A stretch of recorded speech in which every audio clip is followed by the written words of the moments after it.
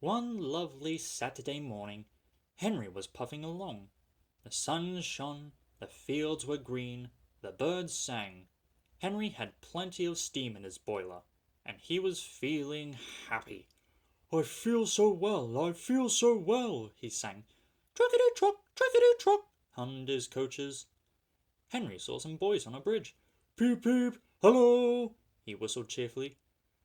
"Peep, peep, peep," he called the next moment. "Oh, oh, oh!" For the boys didn't wave and take his number. They dropped stones on him instead.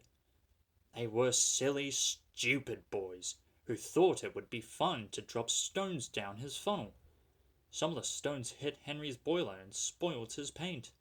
One hit the fireman on the head as he was shoveling coal, and others broke the carriage windows.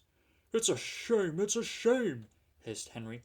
"They've broken our glass! They've broken our glass!" sobbed the coaches. The driver opened the first aid box, bandaged the fireman's head, and planned what he was going to do. They stopped the train, and the guard asked if any passengers were hurt. No one was hurt, but everyone was cross. They saw the fireman's bumped head and told him what to do for it. They looked at Henry's paint. "Call the police!" they shouted angrily. "No," said the driver. "Leave it to Henry and me. We'll teach those lads a lesson." "What will you do?" they asked. "Can you keep a secret?" "Yes, yes," they all said. "Well then," said the driver, "Henry is going to sneeze at them." "What?" cried all the passengers. The driver laughed. "Henry draws air in through his fire and puffs it out with smoke and steam.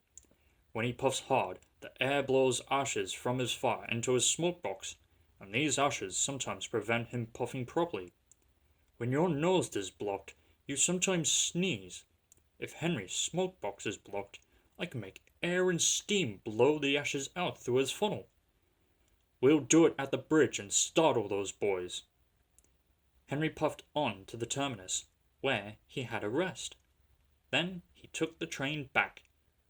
Lots of people were waiting at the station just before the bridge.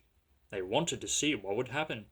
"Henry has plenty of ashes," said the driver. "Please keep all windows shut till we have passed the bridge. Henry is excited as we are, aren't you, old fellow?" And he patted Henry's boiler. Henry didn't answer. He was feeling stuffed up, but he winked at his driver like this. The guard's flag waved, his whistle blew, and they were off. Soon in the distance, they saw the bridge. There were the boys, and they all had stones. "Are you ready, Henry?" said his driver. "Sneeze hard when I tell you." "Now!" he said, and turned the handle. "Atisha! Atisha! Atoosh!" Smoke and steam and ashes spouted from his funnel. They went all over the bridge and all over the boys, who ran away as black as soot. "Well done, Henry," laughed his driver. "They won't drop stones on engines again. Your coat is all black, but we'll rub you down and paint your scratches, and you'll be as good as new tomorrow." Henry has never again sneezed under a bridge. The Fat Controller doesn't like it. His smoke box is always cleaned in the yard while he is resting. He has now gone under more bridges than he can count.